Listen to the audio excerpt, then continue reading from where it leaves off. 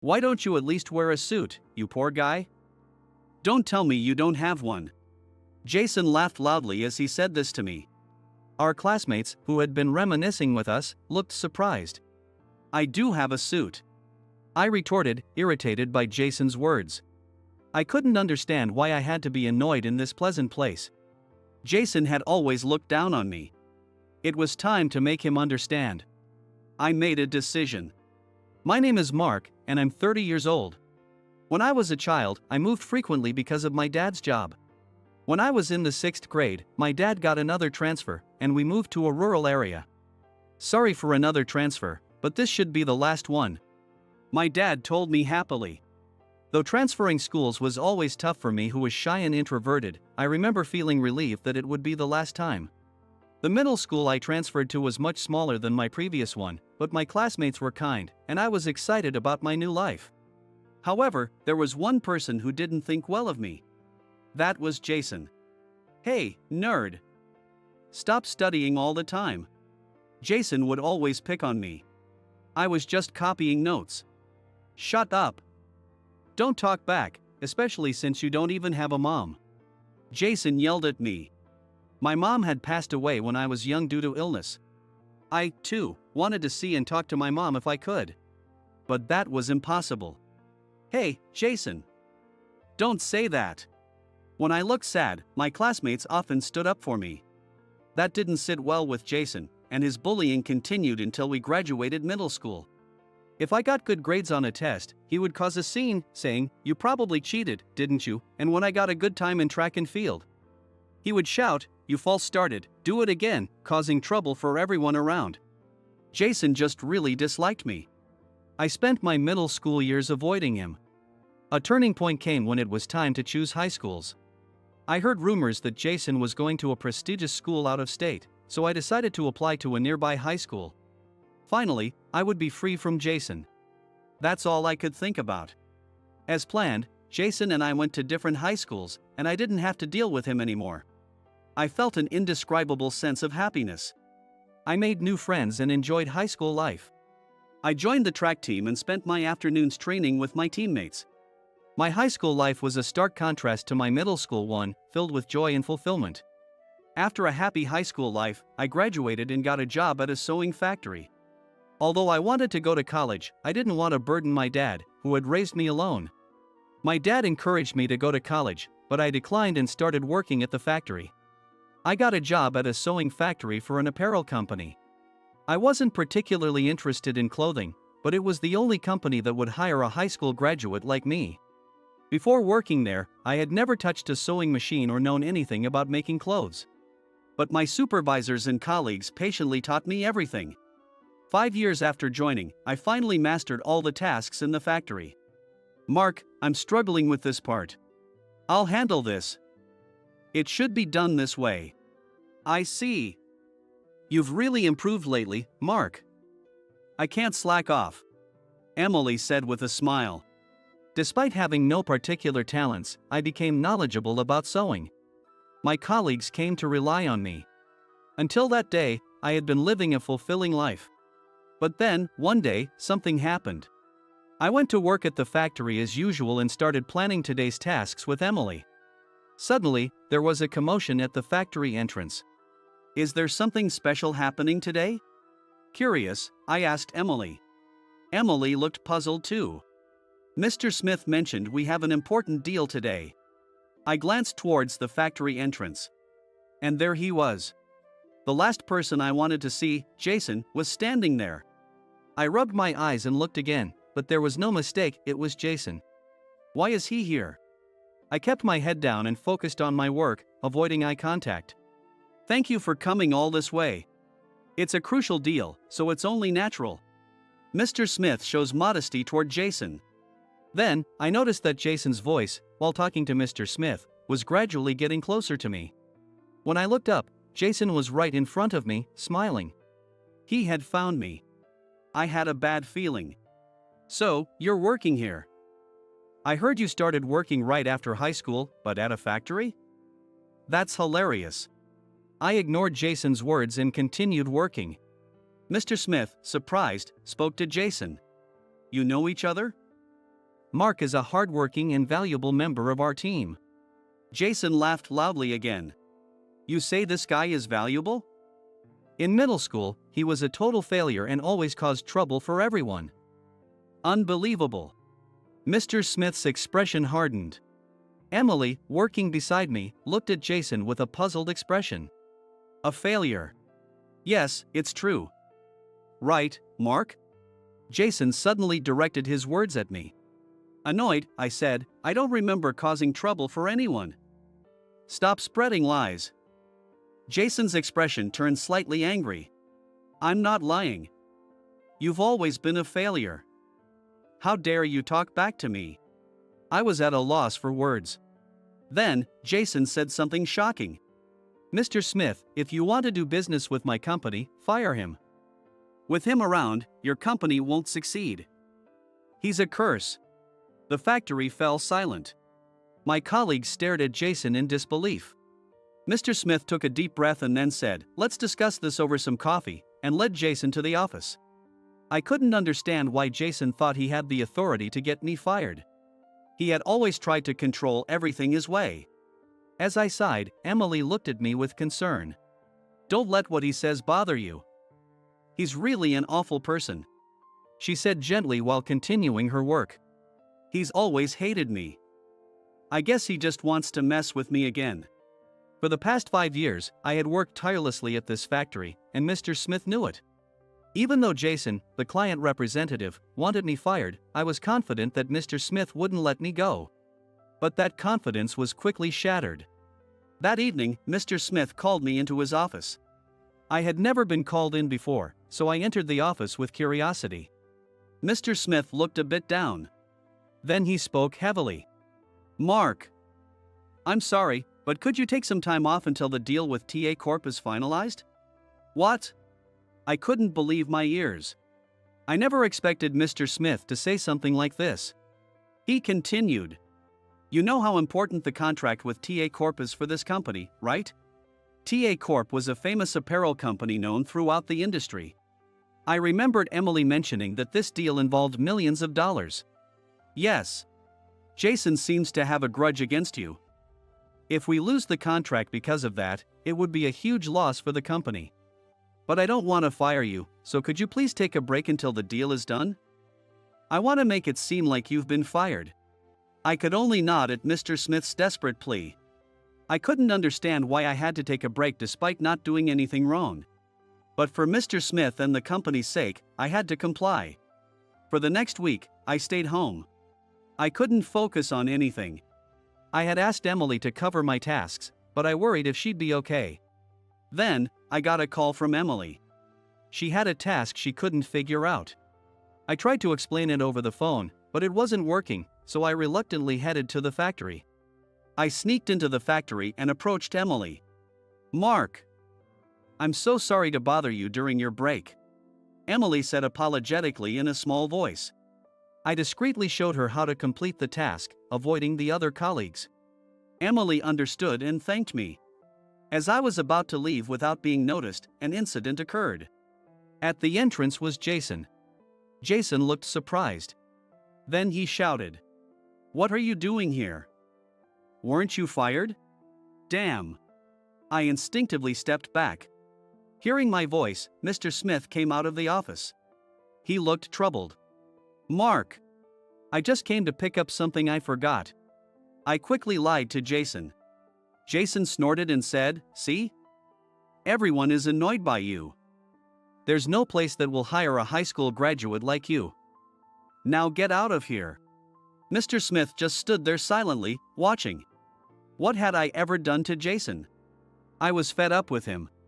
Something snapped inside me. "Jason, why do you always target me? I've never done anything to you." I couldn't hold it in any longer and shouted. My co-workers looked at me with concern.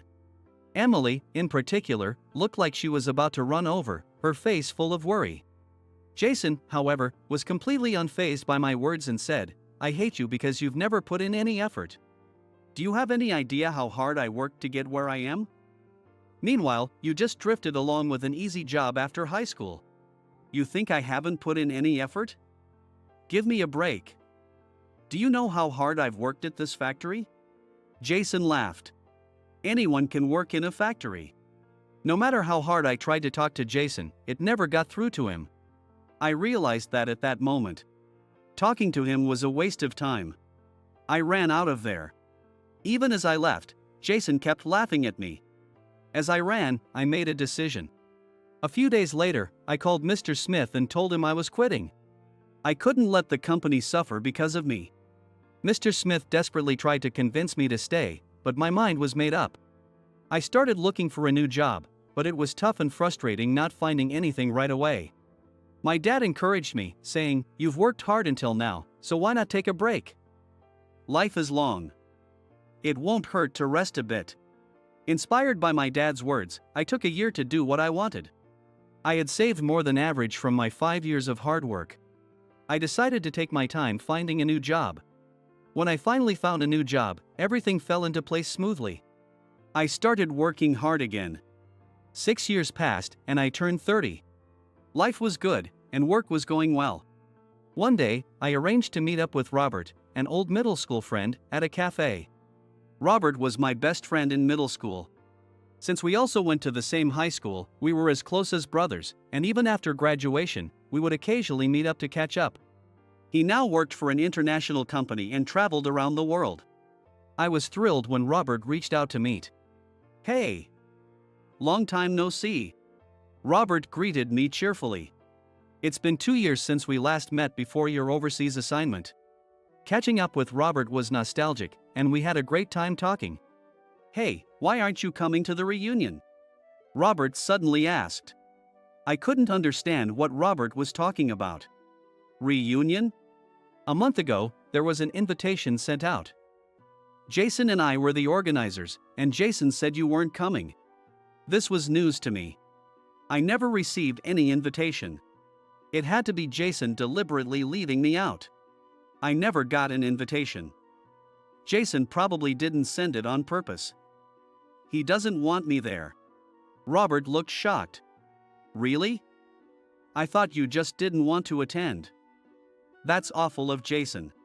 Robert angrily sipped his coffee. Jason's always been a jerk.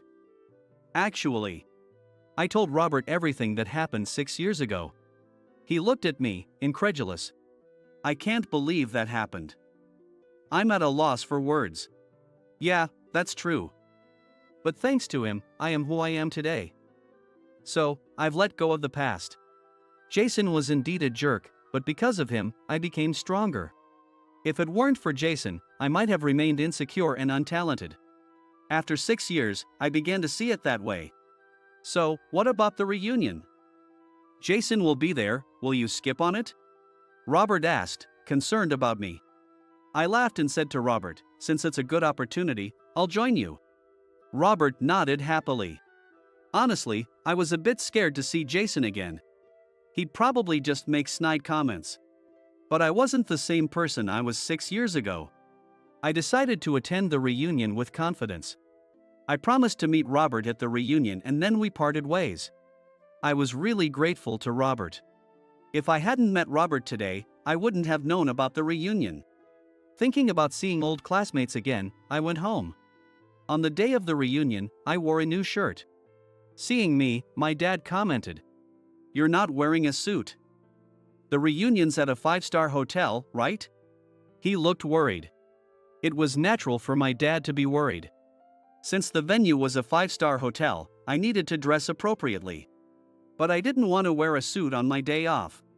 So, I chose a shirt that was casual but still suitable for the hotel. I'm going like this. Don't worry. Dad still looked concerned. But Jason will be there, right? Won't he say something nasty again? I had told my dad everything that happened 6 years ago. He still held a grudge against Jason. I reassured him, even if he does, I won't let it bother me. Dad seemed reassured and said no more. I left home, looking forward to seeing my old classmates. My steps were light. When I entered the hotel, I was greeted by a grand chandelier and a luxurious atmosphere. Excitedly, I headed to the hotel restaurant. Mark! Thanks for coming. Robert ran up to me, looking delighted. Hey! I'm excited today. I smile along with Robert. We entered the restaurant together. The restaurant was reserved for the reunion, with a lavish spread of food. Even before the reunion officially started, many familiar faces were already catching up and having fun. Seeing me, some classmates came over, excited. "Mark! It's been since middle school, right? So good to see you." They chatted happily. We reminisced about funny and silly middle school stories. Before I knew it, the reunion had begun and more classmates arrived. "By the way, isn't Jason amazing?" A classmate suddenly brought up Jason. "What's amazing about him?" I asked. As I listened with interest, my classmate began speaking quickly.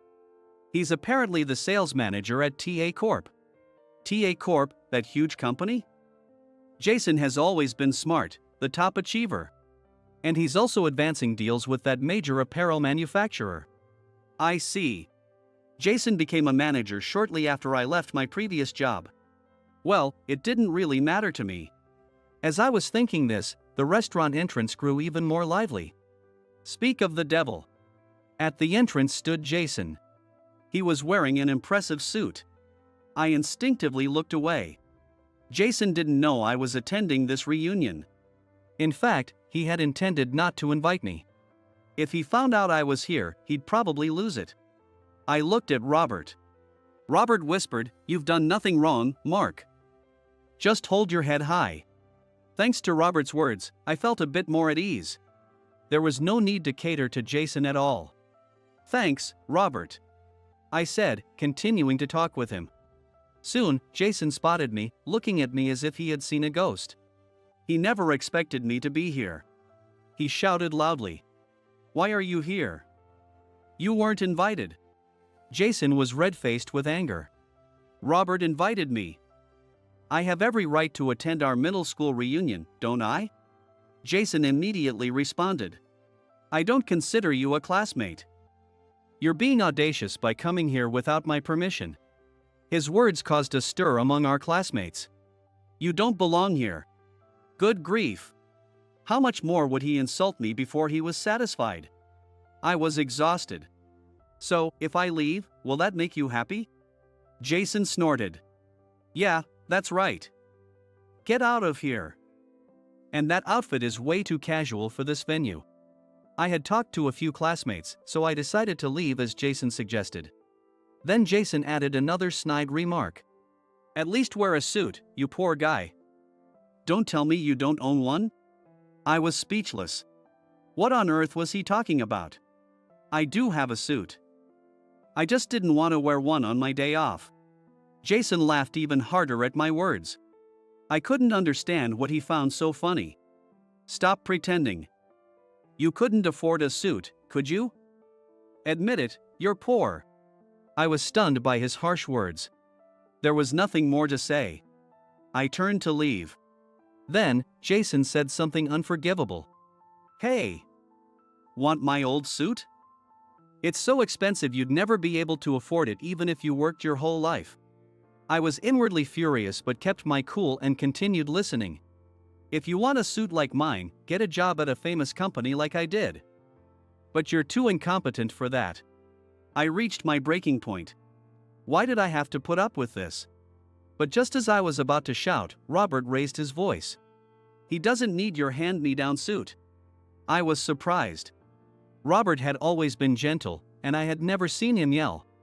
Yet here he was, standing up for me. I nearly dropped my drink in surprise.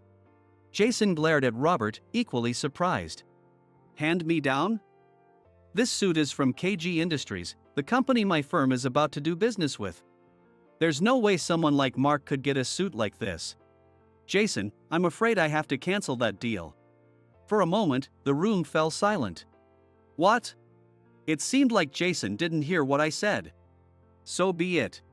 I repeated myself. "I'm asking you to cancel the deal between your company and mine." The room was dead quiet. "What are you talking about? My company doesn't do business with you. Do you really not recognize me? You don't know anything, do you?" I asked, but Jason just laughed. "What are you implying?" "You're just incompetent, Mark, Nothing more. I took out my business card and handed it to Jason, who couldn't understand anything I said. Sorry for the late introduction. I'm Mark Davis, president of KG Industries. I've decided to cancel the collaboration between our companies. What? President of KG Industries. Jason turned pale. Robert laughed and said, "See? That's why Mark doesn't need your suit. He's got plenty of his own." As I said, I am the president of KG Industries, a major suit manufacturer. The incident 6 years ago had set me on this path. After quitting my job, I struggled to find new work. But fortunately, I had savings, so I decided to take it easy and made a suit for my dad. My dad wore suits to work every day, and I wanted to create a stylish suit for him. When I gave it to him, he was thrilled, and I felt proud. My dad wore the suit I made for him to work the next day. When he came home that evening, he asked if I could make 2 more. Apparently, his colleagues loved it and wanted one too. Of course, I made suits for my dad's colleagues as well. The next day, someone else asked for one. This kept happening, and more people wanted suits made by me. Within a month, I had dozens of orders. I was amazed at how popular my suits had become. Seeing this, my dad suggested, "Why don't you start a company? With my own factory, I would surely be able to meet the demand faster." I decided to establish a company. It required a lot of money, and I took on debt, but people kept wanting my unique, stylish suits, and the business quickly grew. In just 6 years, my company went public and became a well-known suit manufacturer. One day, Mr. Harris, the president of TA Corp, contacted me directly. He said he definitely wanted to collaborate on a product with my company. Collaborating with a major apparel company like TA Corp would greatly increase my company's visibility. Mr. Harris, the president of TA Corp, was very enthusiastic and even said that he wouldn't spare any expense for the collaboration. Though the past troubles with Jason, a TA Corp employee, crossed my mind, I decided to focus on the company's future and went ahead with the deal. However, knowing that Jason was with TA Corp, I started thinking that continuing this deal wasn't an option. I never wanted to deal with such a rude person again. When Jason found out I was the president of KG Industries, he began to sweat and apologize profusely. "I didn't know you were the president. Please forgive me." I ignored him and started to leave the venue. Jason followed me and stood in front of me. "Come on, I'm sorry. It's my fault." It was too late for apologies. I sighed. "It's too late. I won't forgive you." Jason then shouted, "We're friends, right? How can you be so heartless? If Mr. Harris finds out this deal was cancelled because of me, I'll get fired. Can you live with that?" Jason still acted arrogantly. I took out my phone and made a call. Jason watched me, puzzled. "Hello? I'm sorry, but I have to cancel our deal." "What? What's going on?" "Your employee, Jason, has been too disrespectful. I can't proceed with the contract." The person I called was Mr. Harris of TA Corporation. When Jason realized this, he panicked and collapsed to his knees. "I'll remove Jason from the project. Can't you reconsider, please?" "No, I have already made a decision." I hung up the phone. Jason, realizing it was pointless, sat there silently. I leaned down and looked at him. "I have one last question." Jason stayed silent. But I continued speaking. There was something I had to know. "Why have you always looked down on me? I never did anything to you. Didn't you realize how cruel you were?" When I glared at him, he quietly replied, "I was jealous of how you seemed to succeed so effortlessly. No one but the person themselves knows how much effort they've put in. The fact that you treated me so horribly because of that is terrible. Reflect on how much you've hurt me." With that, Robert and I left the venue. Apparently, Jason continued to cry pathetically. We walked out, feeling relieved. I finally said what I had wanted to say to Jason for so long. "Thanks, Robert." I was grateful to him for being there. He smiled awkwardly and said, "We're friends. It's only natural to help each other out." Later, Mr. Harris and Jason came to apologize to my company. I apologize for Jason's behavior. I will transfer him to a regional office and make sure he fully reflects on his actions. please forgive us. Mr. Harris deeply apologized to me. Beside him, Jason also apologized. I'm sorry. I'll reflect on my actions and never behave like that again. I sighed and looked at Emily, my secretary. She whispered, they seem genuinely sorry. Maybe you should forgive them this time? Seeing this, Jason was astonished. You're from back then? Yes, when I established my company, I brought Emily on board. Having her around was reassuring, and I wanted to work with her. Moreover, Emily and I had gotten married and were now husband and wife. It's nice to meet you, Emily said, shaking hands with them politely. After that, Mr. Harris and I continued our discussion and decided to proceed with the deal. Jason, as Mr. Harris promised, was transferred to a regional office and never appeared before me again. I heard that in his new position, he had a complete change of his mind and dedicated himself to his work. I hoped he would continue living without causing trouble for others. The brand that my company and TA Corp co-developed became a massive hit, creating a huge sensation. All the products became million sellers, generating billions in profit for my company. I couldn't be more grateful to Emily, knowing that none of this success would have been possible without her words. From now on, I will continue to make this company even better and ensure her happiness.